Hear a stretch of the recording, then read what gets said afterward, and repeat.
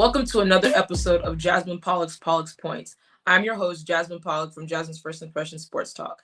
The first point of the night is the Los Angeles Lakers. Even though I had the Lakers winning the championship this year and being the front runners of this team, of the league, I think that the Lakers need to move on from Russell Westbrook.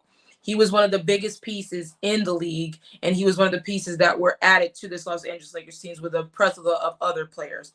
But this team is just not working with Russell Westbrook, and the way Russell Westbrook plays is not the way that the Lakers that the Lakers can compete for a championship. He's busy thinking about triple doubles, and that's fine. If you want to continue with your stats and be arguably one of the best to do that in that category. But what LeBron James is trying to do, he has a bigger picture, is to win a championship, because LeBron James is not getting any younger. He is playing at a high level than anybody in year 19, who even made year 19 playing like this. But the Los Angeles Lakers need to get rid of Russell Westbrook. They need to trade him for much better pieces. Second point of the night is the New York Giants. The New York Giants announced this week that they will keep their head coach, Joe Judge, and their QB, Daniel Jones.